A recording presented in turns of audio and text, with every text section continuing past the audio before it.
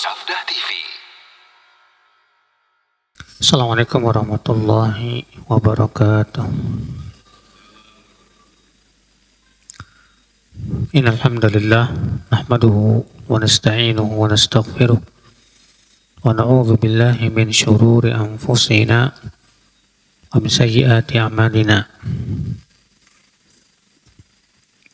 Man yahdihillahu fala mudilla lahu wa man yudlil fala hadiya lahu. Wa asyhadu an la ilaha illallah wahdahu la syarika lah wa asyhadu anna Muhammadan abduhu wa rasuluh. Qala Allah Ta'ala fi kitabihil karim, ya ayyuhalladzina amanu taqullaha haqqa tuqatih wa la tamutunna illa wa antum muslimun, amma ba'd. Kita lanjutkan ayol ikhwah kitab Mukhtasar Minhajil Qasidin, Bayan fi Madhil Mal. Penjelasan tentang pujian terhadap harta. Kata beliau, qad bayyana anna al-mala la yuzammu li dzatihi bal yanbaghi an yumdaha. Telah kita jelaskan bahwa harta itu tidak tercela secara zatnya. Hartanya sih tidak tercela. Justru kata beliau selayaknya untuk dipuji. Li'annahu sababun litawassul ila masalihid din wad dunya. Kenapa kita memuji harta? Karena harta itu sebab, Pak, yang menyampaikan kepada maslahat agama dan dunia. Maslahat agama contohnya apa? Sedekah. Contoh lagi apa? Membeli buku. Membeli buku butuh duit nggak, Pak? Pergi ke majelis taklim butuh uang nggak? Butuh. Nah, ketika harta itu digunakan untuk kemaslahatan agama, harta itu manfaat tidak, Pak? Sangat manfaat sekali. Wad dunya, demikian pula maslahat dunia. Maslahat dunia untuk makan kita, untuk minum kita, untuk menyelenggarakan rumah tangga kita, menutup aurat dan yang lainnya. Wa huwa qiwamul adami, di mana harta adalah tonggak kehidupan manusia. Tanpa harta kita nggak bisa hidup, Pak. Mau beli nasi nggak punya duit susah. Ya. Mau beli lauk pauk, ya nggak punya duit nggak bisa. Qala Allah Ta'ala fi awali suratin Nisa. Allah Ta'ala berfirman di awal-awal surat An-Nisa. Itu ayat 5. Wala tu'tu sufaha'a amwalakum allati ja'alallahu lakum qiyama. Dan jangan kalian memberikan harta kalian kepada orang yang safih, sufaha. Siapa sih sufaha itu, ibu-ibu dan bapak sekalian? Sufaha itu artinya orang yang kurang akal. Ya. Yang dia tidak bisa menggunakan harta.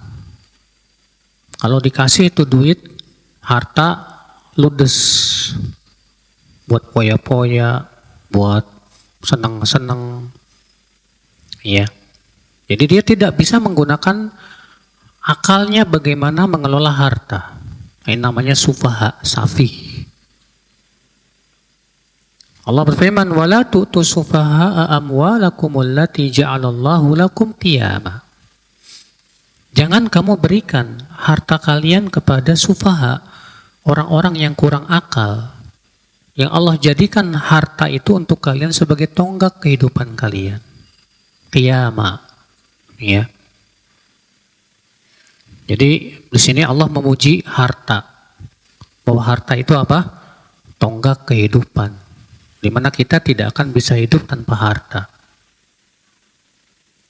Waqala Sa'id ibn al-Musayyib rahimahullah. Berkata Sa'id ibn al-Musayyib, siapa sih Abu Sa'id bin Musayyib, seorang ulama tabi'in yang sangat alim.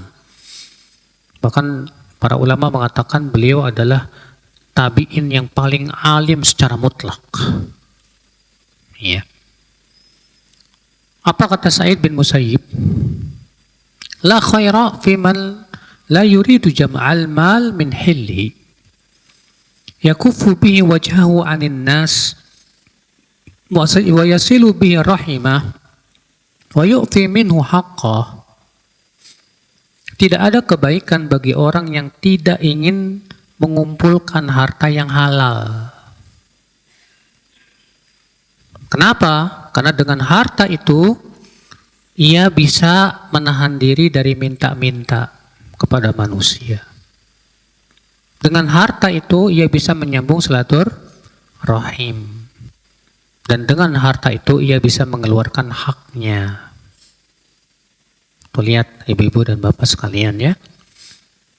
Jadi kalau ada orang yang nggak mau cari duit, malas, alasannya takut cinta dunia, salah. Para sahabat ya cari duit kok. Abdurrahman bin Auf berbisnis, Utsman bin Affan berbisnis, Abu Bakar As-Siddiq berbisnis, Anas bin Malik saudagar kaya raya, ya. Maka kata Sa'id bin Musayyib, tidak ada kebaikan orang yang tidak ingin mengumpulkan harta yang halal. Tapi dengan tujuannya apa? Dari mengumpulkan harta yang halal, tujuannya supaya kita pertama Pak, memelihara kehormatan diri biar nggak minta-minta. Yang kedua apa? Supaya kita bisa menyambung silaturahim. Kita kasih duit kakak kita, adik kita, paman kita yang membutuhkan. Itu kan menyambung silaturahim nggak? Demikian pula kita bisa mengeluarkan hak harta. Berupa apa? Zakatnya, sedekahnya, infaknya. Makanya sebaik-baik harta itu kalau dimiliki oleh siapa, Mas? Oleh orang yang soleh. Sebagaimana Rasulullah SAW sabda, ni'mal mal lirrajulis salih. Sebaik-baik harta apabila dimiliki oleh orang yang soleh. Masya Allah. Ya. Waqala Abu Ishaq As-Sabi'i. Abu Ishaq As-Sabi'i seorang ulama hadis yang terkemuka. Kanu yarawna as-sa'ah 'aunan 'ala ad-din. Dahulu para ulama memandang keluasan harta itu termasuk membantu agama. Keluasan harta itu termasuk membantu apa? Agama. Ya. Banyak tidak Pak ulama yang kaya raya? Banyak. Mungkin Bapak belum pernah mendengar namanya seorang ulama yang hidup semasa dengan Imam Malik. Namanya Laits bin Sa'ad al-Misri. Laits bin Sa'ad al-Misri ini ulama hadis terkemuka di zamannya Pak. Bahkan sebagian ulama mengunggulkan Laits dari Imam Malik dari sisi kefakihan. Tapi Laits bin Malik ini seorang bisnismen hebat Pak. Sehingga hartanya melimpah ruah Pak. Ya. Dan ajibnya Laits bin Sa'ad ini Pak, dia gunakan hartanya untuk membantu para penuntut ilmu dan para ulama. Imam Malik pernah terlilit hutang, dibayarin semuanya. Iya. Murid-muridnya yang menuntut ilmu gratisin semuanya. Iya. Bahkan setiap bulannya dikasih gaji, duit. Itu Laits bin Sa'ad al-Misri. Mungkin antum jarang mendengar nama ulama ini ya. Ini ulama yang sangat kaya. Kalau Imam Muslim pernah dengar nggak? Bukhari, Muslim. Imam Muslim termasuk orang terkaya di kota Nisabur, Pak. Imam Muslim itu termasuk orang terkaya di kota Nisapur. Dan subhanallah hartanya ia habiskan untuk ilmu. Untuk apa? Untuk ilmu. Masya Allah. Nah ini orang-orang kaya, tapi mereka ulama, mereka saleh. Hartanya manfaat sekali. Ya. Maka dari itulah Bapak Ibu, kalau Bapak Ibu jadi orang kaya, niatkan duitnya nanti buat apa? Buat membantu Islam dan kaum muslimin. Jangan niatin buat jalan-jalan ke Hong Kong, jalan-jalan ke Tokyo, ke Sydney. Ngapain, tidak ada manfaatnya. Buang duit mubazir itu, Pak. Ya. Waqala Sufyan, berkata Sufyan, al-malu fi zamanina hadha silahul mu'minin. Harta di zaman kita ini adalah senjatanya orang yang beriman. Itu di zaman beliau. Di zaman sekarang apalagi, Pak? Zaman sekarang bagaimana kita lihat perekonomian dikuasai orang-orang kafirin. Dan orang kafir berusaha gimana supaya orang Islam miskin-miskin, kere-kere. Ya. Kita butuh para pebisnis ulung yang memang tujuan dia mengumpulkan hartanya untuk membela Islam, membela dakwah. Harus ada ini, ya, karena ini termasuk jihad dengan harta. Lihat kata Sufyan, ya, harta di zaman kami ini sekarang itu termasuk senjatanya orang beriman.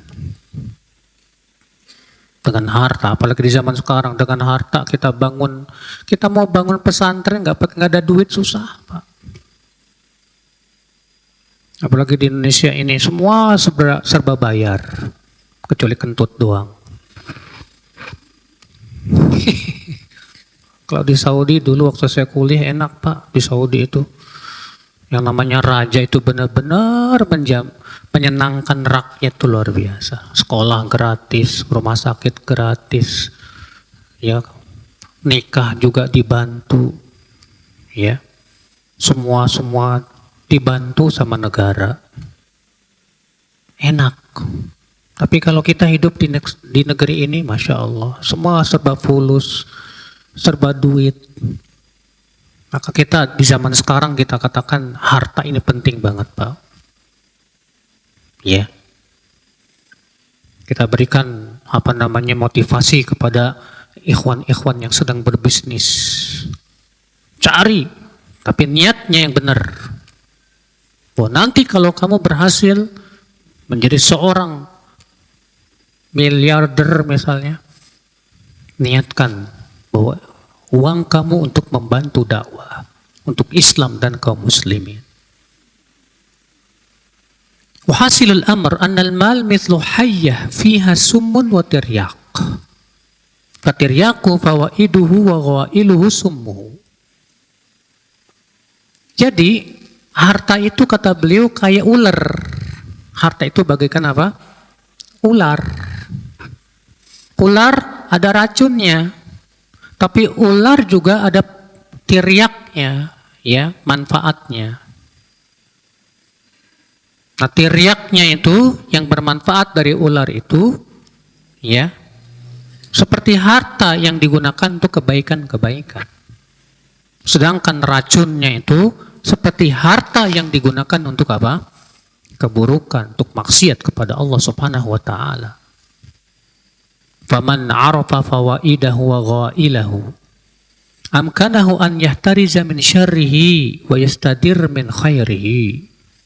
Siapa yang mengenal manfaat harta untuk apa saja dan bahaya harta kapan saja, maka dia akan terlindung dari keburukan harta, Pak.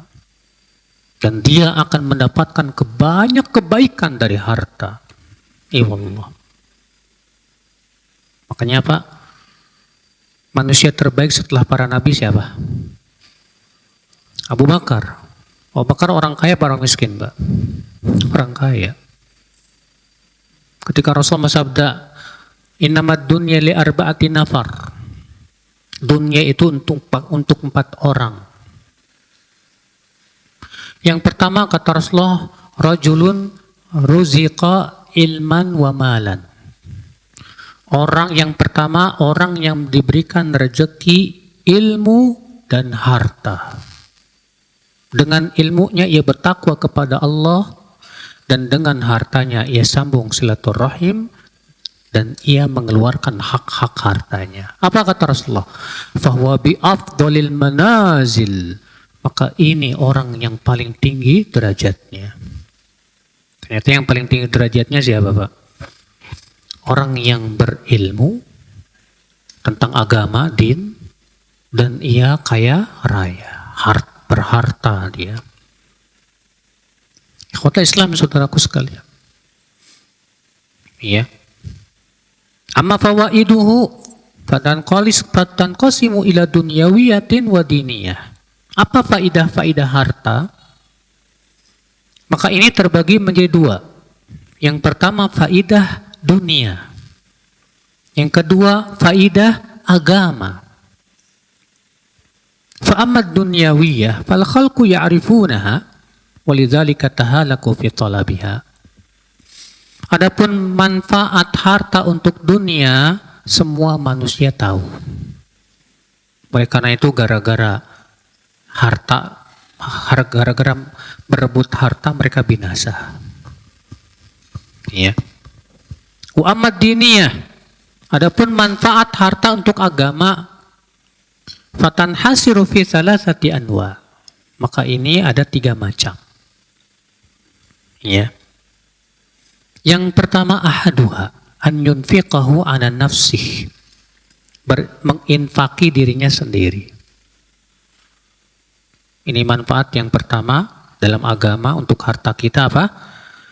Untuk berinfak terhadap diri sendiri. Imma fi ibadah kal haji wal jihad. Maksudnya menginfaki diri kita dalam apa? Contoh dalam ibadah. Kita mau pergi haji butuh duit nggak, Po? Kita pergi umroh butuh duit nggak, Mas? Butuh, Mas. Berarti kita butuh duit, Pak, untuk menghajikan diri kita sendiri, buat mengumrohkan juga diri kita sendiri. Kita pergi menuntut ilmu butuh fulus, mau beli buku butuh fulus, ya. Wa imma fil isti'anati 'alal ibadah. Atau yang kedua, dalam rangka membantu ibadah kita. Contohnya apa? Kal mat'am wal malbas wal maskan wa ghariha min daruratil ma'isyah. Seperti makan, pakaian, tempat tinggal, dan demikian pula ya kebutuhan-kebutuhan yang bersifat pokok. Ya. Fa in hadhil hajat idza lam tatayassar lam yatafarragil qalbu lid-din wal ibadah. Sebab kebutuhan-kebutuhan ini, Pak, kalau ternyata sulit kita dapatkan, maka hati kita pun untuk bersungguh-sungguh ibadahnya kurang jadinya, Pak. Orang kalau banyak duit, di bulan puasa itikaf sebulan aja nggak masalah. Tapi kalau lagi pusing duit, dia harus dagang tiap hari, akhirnya bulan puasa pun dia tetap dagang. Buka jam 6, pulang terkadang jam 8. Banyak ketinggalan baca Quran. Banyak ketinggalan berbagai macam ibadah. Ya. Ikhwatul Islam, sehingga apa yang terjadi? Hatinya tidak tafarruk. Tafarruk itu artinya memberikan kesungguhan seluruhnya untuk ibadah kepada Allah Subhanahu wa taala. Wa ma la yutawassal ilal ibadah illa bih fahuwa ibadah. Sedangkan kata beliau, sesuatu yang tidak mungkin kita sampai kepada ibadah kecuali dengan sesuatu itu, maka sesuatu itu termasuk ibadah. Makanya cari duit termasuk ibadah nggak, Mas? Mencari rezeki yang halal ibadah, Mas. Pernah suatu ketika para sahabat sedang duduk bersama Rasulullah SAW. Kemudian para sahabat melihat ada seorang yang sedang bekerja dengan penuh semangatnya, Pak. Dengan penuh semangat dia kerja. Apa kata sahabat itu? Andaikan semangat dia untuk jihad fisabilillah. Apa kata Rasulullah? Apa kalian tidak tahu orang yang pergi mencari nafkah untuk menghidupi anak istrinya termasuk fisabilillah? Orang yang pergi mencari nafkah untuk orang tuanya yang susah termasuk fisabilillah. Artinya sahabat ini menganggap ya fisabilillah itu cuma jihad. Maka Rasulullah SAW memberikan pemahaman, orang yang pergi cari nafkah untuk menghidupi anak istrinya termasuk fisabilillah. Orang yang pergi mencari nafkah demi untuk membantu kedua orang tuanya fisabilillah. Apalagi kalau kita bisnisnya tujuannya untuk membantu dakwah. Wallahi ya akhul Islam, jihad. Ya. Akhul Islam, saudaraku seiman rahimani wa rahimakumullahu jami'an. Fa'akhdhul kifayati minad dunya lil isti'anati 'ala ad-din minal fawaidid diniyah. Maka mengambil sesuatu yang cukup dari kehidupan dunia dalam rangka apa, Pak? Membantu untuk menegakkan agama kita, itu termasuk faidah agama. Ya. Wala yadkhul fi hadza at-tana'um wa ziyada 'alal hajah. Tapi ingat, kata beliau, tidak termasuk faidah dalam agama kita terlalu berpoya-poya dan melebihi kebutuhan. Dalam Islam, ambil yang secukupnya saja. Lebih dari itu, hati-hati. Karena kelebihan ini bisa menyebabkan kita lalai, Pak. Iya.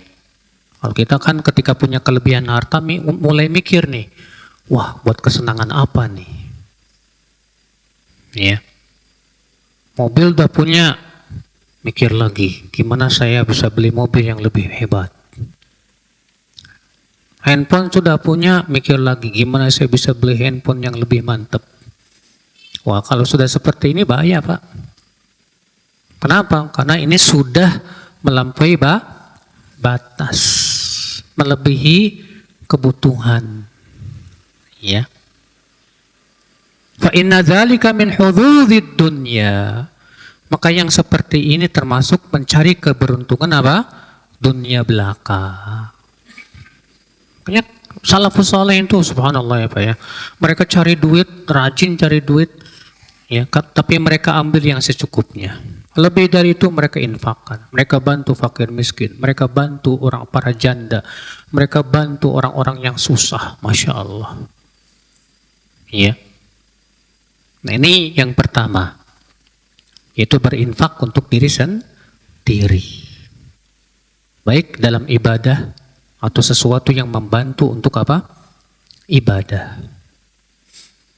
Yang kedua, an-naw'u tsani ma yasrifuhu ilan nas. Faidah harta yang kita berikan kepada manusia. Kalau tadi kita berikan untuk diri sendiri dalam rangka ibadah dan yang lainnya. Nah, sekarang faidah harta untuk kita berikan kepada orang lain. Wa huwa arba'atu aqsam. Ini ada 4 macam. Ahaduha yang pertama as-sadaqah, sedekah. Wa fadailuha katsiratun masyhurah. Dan keutamaannya banyak, masyhur di kalangan kita, Pak. Keistimewaan sedekah apa aja? Hah? Ada yang tahu keistimewaan sedekah, Pak? Apa? Pertama, sedekah tidak mengurangi harta. Yang kedua apa lagi? Sedekah membuka pintu rezeki, betul. Ketiga apa lagi? Sedekah memanjangkan umur, betul. Keempat apa lagi? Sedekah menggugurkan dosa, Masya Allah, sahih. Yang kelima apalagi? Sedekah menolak bala, sahih, bahkan menolak adab. Ya. Subhanallah, keistimewaan sedekah luar biasa, Pak. Bahkan di hari kiamat kata Rasulullah, al-mar'u tahta dhilli shadaqati yaumal qiyamah. Seseorang akan berada di bawah naungan sedekahnya di hari kiamat. Ya. Di saat matahari didekatkan 1 mil panas sekali. Orang yang rajin sedekah, dia berada dalam naungan sedekahnya. Nggak kepanasan. Ajib. Masya Allah. Ya. Ini yang pertama.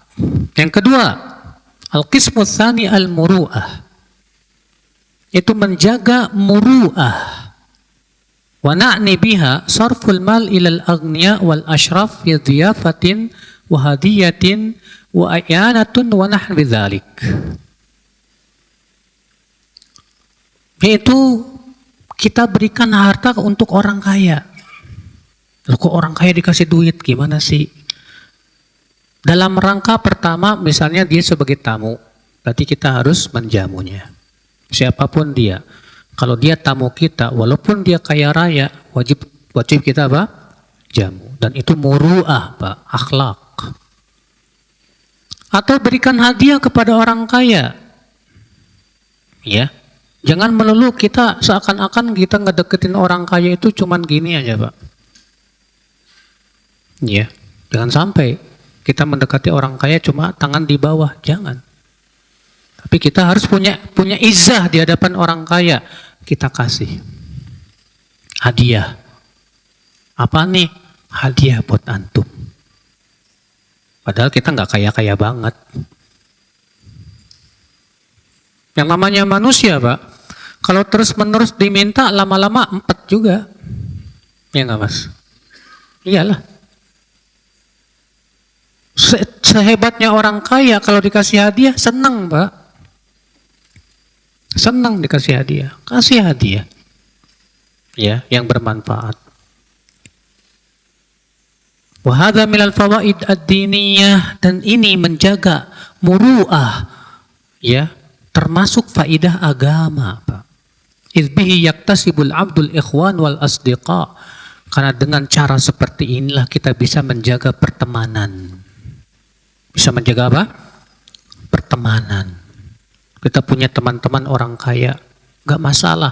Jangan sampai kita menggunakan mereka sebagai apa? Kesempatan dalam kesempitan. Jangan. Kita punya teman, walaupun dia orang kaya, tetap kita bayarin. Ana mau ngeraktir ente, yuk makan. Biar saya yang bayarin. Yuk, biar saya yang bayarin. Enggak. Masa ente terus, ana dong sekali-kali. Iya. Dalam rangka apa, Pak? Pertama, menjaga izzah. Yang kedua, ya, menjaga pertemanan. Iya. Supaya kita juga tidak diremehkan sama dia, Pak. Ikhwatul Islam, saudaraku seiman. Al-qismu tsalits, yang ketiga. Yang pertama tadi sedekah, yang kedua muru'ah, yang ketiga wiqayatul 'ird. Yaitu untuk menjaga kehormatan. Nahu badzil mal li daf'i hajwi syu'ara wa salbis sufaha. Contohnya, kita kasih duit buat orang yang kerjaannya suka ngeledek, yang suka ngebully, yang suka caci maki. Udah kasih duit. Ya, yang penting dia diem. Karena banyak orang, Pak, mulutnya itu berbisa banget, Pak. Suka menjatuhkan kehormatan orang lain dengan cara menjelek-jelekannya, membulinya. Kalau dikasih duit baru diem. Enggak masalah seperti itu. Ya. Wa qat'i alsinatihim, supaya membungkam mulutnya. Wa kaffi syarrihim, dan supaya terhindar dari keburukannya. Fahuwa minal fawaid ad-diniyah. Ini termasuk faidah agama. Sebagaimana Nabi Shallallahu Alaihi Wasallam bersabda, ya, dalam hadis, namun hadisnya sanadnya lemah, Karena di dalam sanadnya ada ya Miswar bin Salt. Wa ma waqar rajul bihi irdahu fa huwa sadaqah. Sesuatu yang digunakan untuk menjaga kehormatan diri adalah sedekah. Ya. Wa hadza li annahu yamna'ul mughtab min ma'siyatil ghibah. Dan ini juga bisa mencegah orang yang ingin menggibah kita. Ya, wa yahrizu mimma yuthiru kalamuhu min al-adawah allati tahmilu fil intiqam ala mujawazati hududi syariah. Demikian pula ya dengan cara kita kasih duit, kita terlindung dari apa? Setidaknya permusuhan dengan dia. Orang-orang yang ingin memusuhi kita, kasih duit, Pak. Makanya Rasulullah SAW memberi enggak kepada pemuka-pemuka kaum. Dikasih duit sama Rasulullah SAW. Kadang kita dakwah penting pakai duit nih Pak. Ya. Kita datangi para pemuka-pemuka kaum, pemuka-pemuka agama, kasih fulus, kasih duit. Setidaknya mereka tidak ganggu dakwah kita. Rutin kita kasih fulus. Iya. Enggak masalah seperti itu, enggak masalah. Karena ini adalah untuk faidah agama ya akhul Islam. Ikhwata Islam saudaraku seiman. Al-qismur rabi yang keempat. Ma yu'tihi ajran 'alal istikhdam. Yaitu memberikan upah karena hasil kerjanya dia kepada kita. Kita punya pembantu, kita upah dia. Fa innal a'mal allati yahtaju ilaiha insan li mihnatin asbabuha katsirah. Karena pekerjaan yang dibutuhkan seorang insan, Pak, sebab-sebabnya banyak kata beliau. Walau tawallaha bi nafsihi du'at awqatuhu. Seperti ibu rumah tangga, kalau dia kerjakan semua pekerjaan rumah tangga sendirian, udah badan capek, waktu habis, akhirnya buat menuntut ilmu nggak ada, ya. Wa ta'adzara alaihi sulukul akhirah bil fikri wa dzikr. Akhirnya apa yang terjadi? Untuk bersungguh-sungguh mencari akhirat, untuk berzikir juga jadi terganggu, ya. Akhirnya ya terpaksa deh cari pembantu. Cari pembantu. Untuk membantu ya urusan rumah tangga. Supaya apa? Supaya bisa menuntut ilmu, bisa tafaruk untuk ibadah, bisa sungguh-sungguh melayani suami, ya, mendidik anak-anak. Ya. Maka upah yang kita kasih kepada pembantu kita jadi pahala, Pak. Apalagi pembantu ini orang miskin. Yang niat kita adalah membantu kehidupan dia. Pahala di sisi Allah Subhanahu wa taala. Iya. Makanya ya, kalau ibu-ibu misalnya ngomong ke suaminya, "Mas, tolong dong saya butuh pembantu." Tujuannya buat apa nih? Ya, biar saya bisa sungguh-sungguh taklim. Biar saya sungguh-sungguh ya tafaruk, sungguh-sungguh bisa melayani kamu, melayani anak-anak, mendidik anak-anak. Masya Allah, ini niat yang mulia. Dengan niat yang mulia ini, ya kita menggaji pembantu pun jadi pahala. Ya. Tapi kalau ternyata pembantu nyari pembantu tujuannya cuma buat bisa Pak, ya ibu-ibu cuman buat shopping sana sini, senang-senang, la haula wala quwata illa billah. Bahaya, Pak. Ikhwata Islam saudaraku seiman. Wa man la mala lahu yaftaqiru ila an yatawalla khidmata nafsi bi nafsi.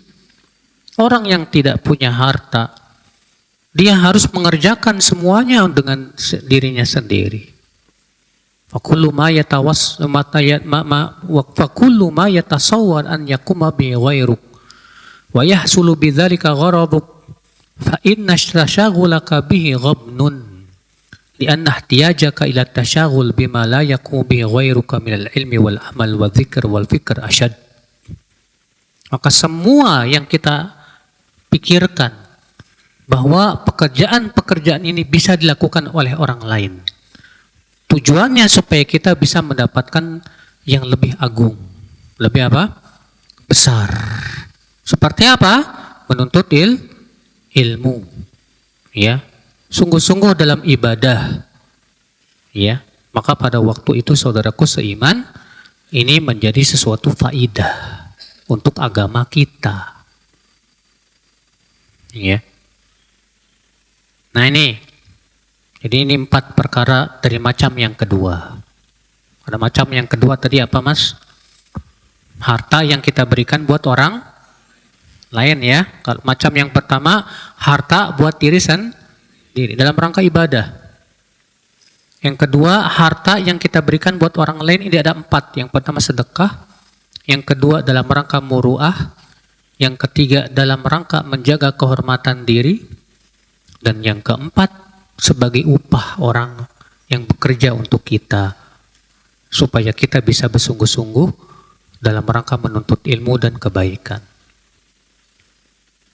Sekarang macam yang ketiga. Macam yang keberapa? Ketiga. An-naw'uts tsalis. Ma la yasrifuhu al-insan ila muayyanin lakin yahsulu bi khairan 'aman.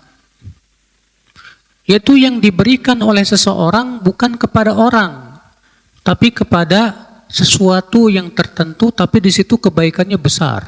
Contoh, kabina'il masajid, seperti pembangunan masjid. Ya. Besar nggak pahalanya, Pak? Banget. Rasulullah SAW bersabda, "Man bana lillahi masjida." Siapa yang membangun masjid, walau kama fasiqatin, walaupun hanya sebentar, sebesar sarang burung, banallahu lahu baitan fil jannah, Allah akan bangunkan untuk dia sebuah rumah di mana? Di surga. Masya Allah, luar biasa. Wal qanatir, contoh lagi membangun jembatan. Emang pahala Pak. Semua orang yang lewatin jembatan, karena orang butuh jembatan untuk menghubungkan dari 2 desa misalnya. Kita bangunkan jembatan, semua yang ngelewatin dapat pahala terus kita itu. Jangan dianggap itu bukan pahala loh mas. Pahala itu. Ya. Wal wukuf al mu'abbadah, demikian pula wakaf yang bersifat ya terus menerus. Seperti contohnya wakaf apa? Wakaf sumur yang airnya diwakafkan buat manusia. Contoh lagi wakaf apa? Wakaf rumah buat Ibnu Sabil. Ya, buat orang-orang yang musafir kemalaman nggak dapat ini, silahkan di sini. Ya. Ikhwatul Islam, saudaraku seiman. Fahadhi jumlatu fawaidil mal fid din. Nah, ini dia faidah-faidah harta untuk agama kita. Siwa ma yata'allaqu bil hududil ajilah. Ya minal ikhlasi min dhullis su'ali wa haqaratil faqri wal izbainal khalqi wal karamah fil qulubi wal waqar. Selain yang berhubungan dengan keuntungan yang cepat, ya, berupa apa? Keikhlas, apa? Keselamatan dari hinanya minta. Kalau antum punya duit, kita selamat dari hinanya minta-minta, mas. Wa haqaratil faqri, demikian pula hinanya menjadi orang fakir.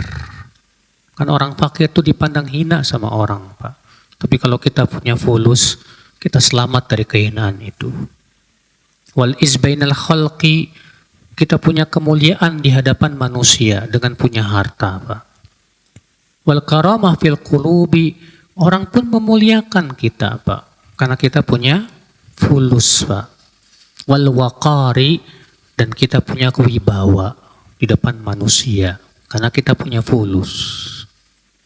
Karena sudah sifat manusia Pak, kalau sama orang kaya itu pasti hormat, ya nggak Pak?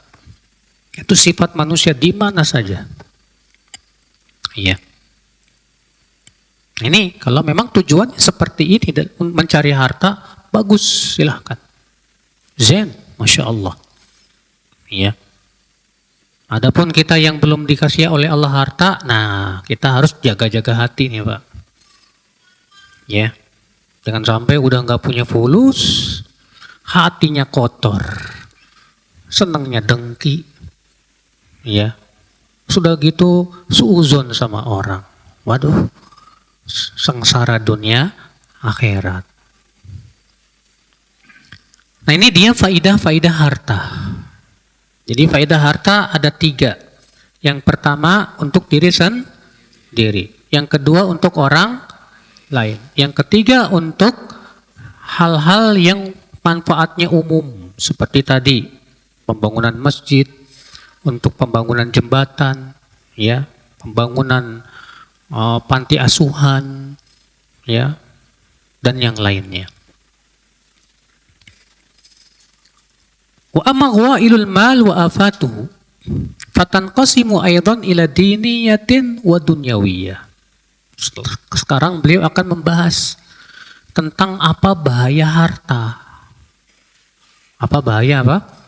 Harta. Ini juga penting. Jangan sampai kita yang kena bahaya hartanya ini. Ya. Maka ini pun terbagi menjadi 2, bahaya yang menimpa agama dan bahaya yang menimpa dunia. Amma diniyah pada fasalasu fi'at. Adapun bahaya untuk agama ada 3 macam juga. Al-ula, yang pertama, annahu yajru il ma'asi ghaliban. Harta seringkali menyeret kepada maksiat, baik maksiat hati maupun maksiat badan. Maksiat hati contohnya apa Pak? Sombong dengan hartanya, ya. Bawa mobil Alphard pas ngelihat yang Avanza, Avanza ya. Ya. Dia remehkan itu Pak. Wah itu udah bahaya itu Pak. Bawa motor gede, ujubnya itu Pak. Ini maksiat hati, dan ini maksiat hati besar dosanya di sisi Allah. Karena kata Ibnu Qayyim, sombong, ujub, ria lebih berat daripada zina, mencuri, makan riba, minum arak, dan semua dosa besar. Hati-hati itu. Ya, kamu yang kaya raya, hati-hati, jangan sampai sombong. Demikian pula maksiat badan, karena orang yang punya duit tersedia terbuka buat dia fasilitas untuk maksiat. Ya, terbuka. Kata beliau, li'anna man istash'ara al-qudra 'ala al-ma'siyah imba'atsat da'iyatu ilaiha. Karena orang yang ketika mampu untuk berbuat maksiat, keinginan berbuat maksiatnya jadi kuat, Pak. Ya. Wal mal naw'un minal qudrah yuharriku da'iyatahu ilal ma'asi. Dan harta termasuk kemampuan yang bisa menggerakkan keinginan menuju maksiat. Wa mata ya'isal insanu minal maksiyah lam tataharrak da'iyatuhu ilaiha. Dan kapan saja seorang insan merasa putus asa untuk melakukan maksiat, keinginannya pun juga melempem. Ya. Disinilah kita penting makanya ya. Orang yang punya fulus, punya harta ini ujiannya berat, Mas. Ya, ujiannya apa? Berat. Kalau orang miskin, kesabarannya mentok, memang harus sabar. Ya tidak Mas? Orang miskin mau tidak mau harus apa? Sabar. Artinya udah mentok gitu loh. Orang kaya ini memang diuji banget Pak, kesabarannya. Masalahnya orang kaya punya kemampuan untuk berbuat maksiat. Tapi ketika ia sabar menahan diri dari maksiatnya, jempol 4, Pak. Ajib ini orang, Masya Allah. Hebat ini. Iya. Wa minal isma an tajid alla tajid. Fasahibul qudrah in ittahama ma yashtahi halak. Dan termasuk ismah, perlindungan seseorang dari maksiat, ya, yaitu kamu tidak berusaha untuk tidak mendapatkan keinginan menuju maksiat. Dalam artian di-manage keinginannya, Mas. Ini yang paling susah itu memanage niat, Mas. Makanya wasiatnya Imam Ahmad kepada anaknya apa, Pak? Inwil ya bunai, inwil khair fi kulli yaum. Wahai anakku, selalulah berniat kebaikan setiap harinya. Ini kalau kita perhatikan, Pak, wasiat ini tidak mudah, Pak, dan agung, Masya Allah. Karena sebab seseorang jatuh kepada maksiat pasti awalnya dari niat dulu, Pak. Dan sebab seseorang melakukan kebaikan pasti di awalnya niat dulu, Pak. Ketika kita bisa menjaga niat kita, keinginan kita, Masya Allah, ya, niat kita selalu kepada kebaikan. Caranya gimana dong menjaga niat? Menjaga pikiran. Kalau kita mikirnya akhirat, akan menimbulkan niat taat. Tapi kalau pikirannya buat syahwat, pasti akan menimbulkan niat maksiat. Na'udzubillah. Makanya kata Ibnu Qayyim, ya, sebagaimana pernah saya sering sampaikan, al-fikru aslu kulli khairin wa aslu kulli syarr. Pikiran itu sumber semua kebaikan dan juga sumber semua keburukan. Itu dari mana? Pikiran, Mas. Dan pikiran kita dipengaruhi oleh 2, Pak. Mata dan telinga. Mata dan apa? Telinga. Maka kalau kita bisa menjaga mata, terjaga pikiran kita. Ya. Ikhwata Islam, saudaraku seiman, rahimani wa rahimakumullahu jami'an. Fasahibul qudrah in ittahama ma yashtahi halak. Orang yang punya kemampuan, kalau ia gunakan kemampuannya untuk syahwatnya, binasa dia. Wa in sabara laqiya syiddatan fi mu'anati sabri ma'al qudrah. Kalau ia berusaha sabar, disitulah dia akan mendapatkan kesulitan luar biasa untuk menyabarkan diri, Pak. Karena masalahnya tadi, sabar ketika mampu lebih berat daripada sabar saat tidak mampu. Iya nggak, Mas? Iyalah. Iya. Ketika kita tidak mampu, nggak punya duit, ya udah gimana lagi, nggak punya duit, sabar-sabar aja lah. Ya. Allah musta'an. Ikhwata Islam, saudaraku seiman. Kita lanjutkan akhwal Islam. Wa fitnatus sarra a'zam min fitnatid dharra. Fitnah kesenangan lebih berat daripada fitnah kesusahan. Tapi masalahnya semua kita pengen senang, itu tuh. Siapa ya di antara kita yang pengen susah? Yuk, ngacung. Gak ada kan? Semua kita pengen senang, gak mau susah. Cuma masalahnya, Pak, fitnah kesenangan lebih berat daripada fitnah apa? Kesusahan. Berat, Pak. Beratnya tadi, Pak. Bisa menimbulkan maksiat hati dan maksiat apa? Badan. Ya. As-saniyah yang kedua.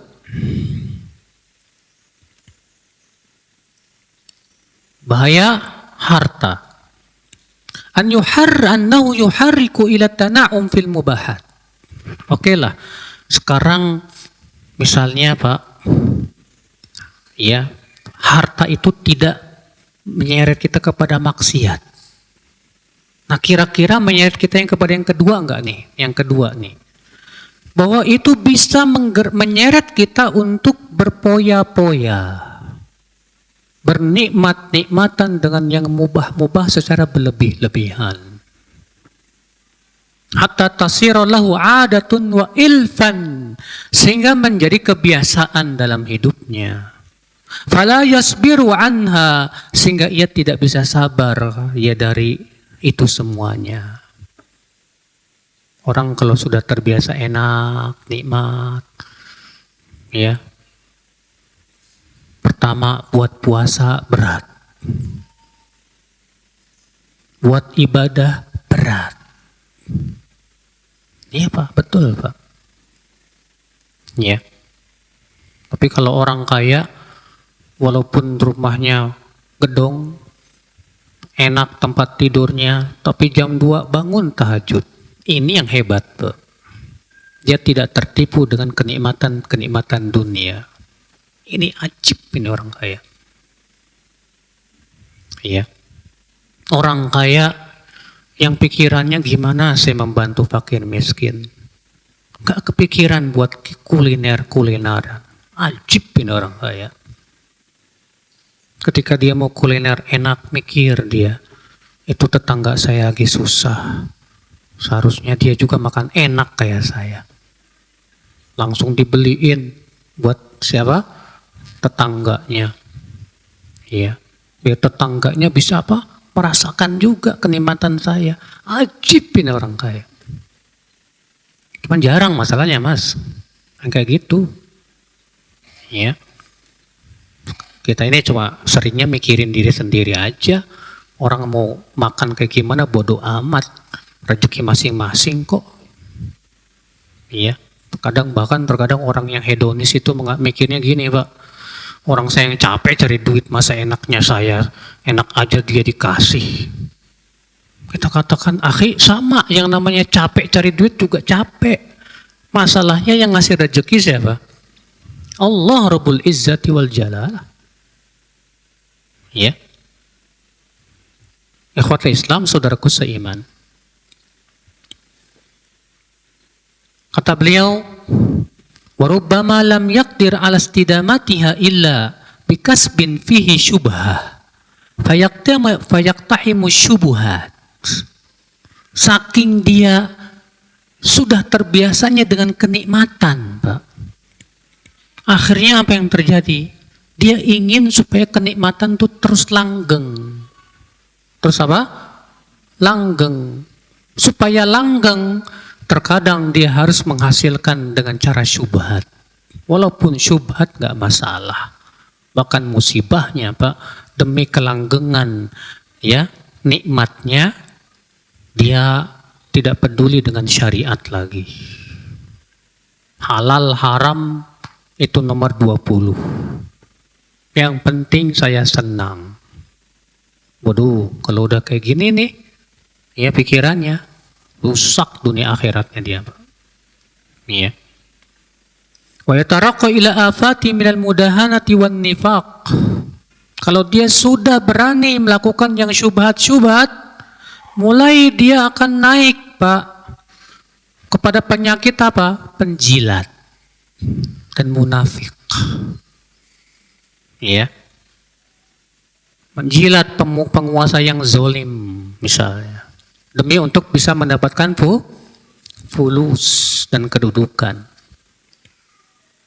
Ya, lianna man kathura maluhu khalatan nas, wa idza khalatahum lam yaslam min nifaqin wa adawatin wa hasadin wa ghaibatin.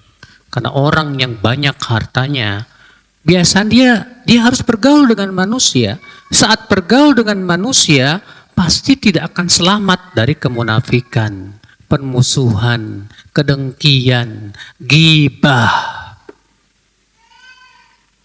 Ya, betul nggak Mas? Orang-orang yang lagi berebut kedudukan, kayak di zaman sekarang nih Mas, nggak lepas dari itu Pak. Makanya Masya Allah antum yang selamat dari mencari kedudukan, adem ayem, Alhamdulillah yang saya dapatkan segini juga udah cukup, ngapain sih saya harus lebih lagi. Akhirnya kita antum misalnya fokusnya ibadah saja, wallahi antum selamat, boleh selamat. Ya. Kata Rasulullah SAW, innamas sa'idu liman junnibal fitan fawaha waha. Orang yang bahagia itu yang dijauhkan dari fitnah. Wah, wah, kata Rasulullah. Bahasa wah itu dari bahasa Arab, Pak. Wah, Rasulullah mengucapkannya begitu. Wah, wah, wah, hebat orang ini. Siapa mereka yang dijauhkan dari apa? Fitnah. Ya. Ikhwatul Islam, saudaraku seiman, rahimani wa rahimakumullahu jami'an.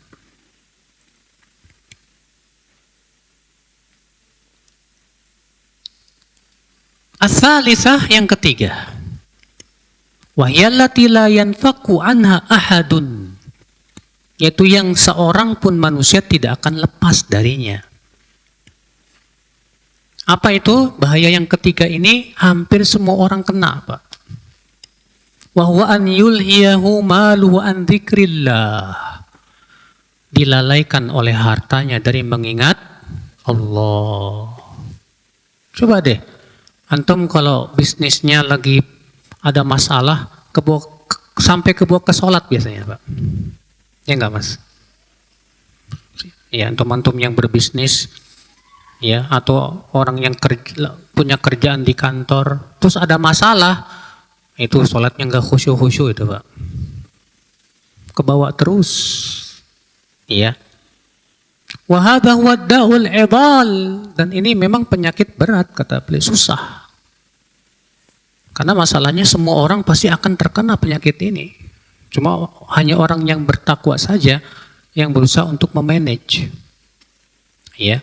Sesulit apapun situasi dan kondisi, dia berusaha untuk tawakal kepada Allah dan berserah kepada Allah Azza wa Jalla. Fa inna aslal ibadat zikrullah. Karena kata beliau, pokoknya ibadah itu adalah berzikir kepada Allah Subhanahu wa taala. Wa tafkir fi jalalihi wa 'azamatih, dan memikirkan akan keagungan Allah dan kemuliaannya. Wa dzalika yastad'i qalban farighan, dan itu mengharuskan hati kita bisa fokus. Tapi nggak bisa fokus gara-gara mikirin bisnis. Ya. Tapi nggak apa-apa. Kita harus bisnis masalahnya. Ya. Tapi ya itu. Ya, kita berusaha untuk jangan terus-menerus, Pak. Tetap sepusing apapun segera sholat. Rasulullah SAW idza hazabahul amru shalla. Beliau kalau ditimpa perkara yang susah segera sholat. Antum sebagai pebisnis, antum sebagai seorang pekerja dan yang lainnya dihadapkan suatu permasalahan, sholat. Yang kedua, musyawarah dengan para ahlinya. Yang ketiga, berdoa, minta kepada Allah ya kemudahan.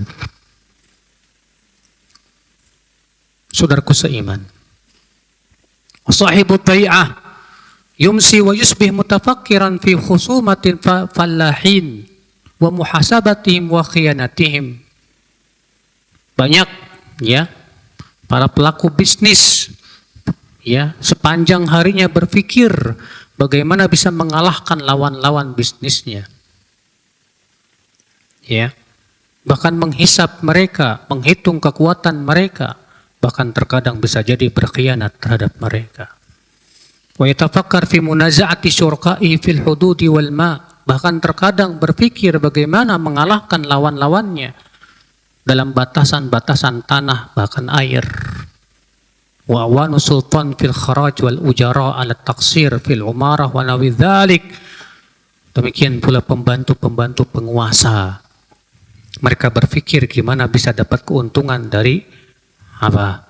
Pajak, dari ya gaji, dari semuanya. Korupsi, Mas. Ya. Gara-gara apa? Yaitu melalaikan dari mengingat, disertai dengan rasa takut yang kurang kepada Allah. Saudaraku seiman rahimani rahimakumullahu jami'an. Maka dari itulah kita mohon kepada Allah ya. Pertama, kita mohon kepada Allah supaya harta itu membantu kita untuk manfaat agama kita dan dunia kita. Yang kedua, kita berusaha bagaimana kita menjadi orang yang mencari harta dengan tujuan dan niat yang benar. Kan itu perkara yang memang dianjurkan oleh syariat. Dan tentunya ya, sambil kita memohon kepada Allah kekuatan ya, dan Allah berikan kepada kita kesabaran saat syahwat itu menggebu, karena kita punya kemampuan untuk melakukannya. Demikian saya kira cukup, sudah selesai, kita tutup. Subhanakallah bihamdik, asyhadu an la ilaha illa anta, astaghfiruka wa atubu ilaik. Wassalamualaikum warahmatullahi wabarakatuh.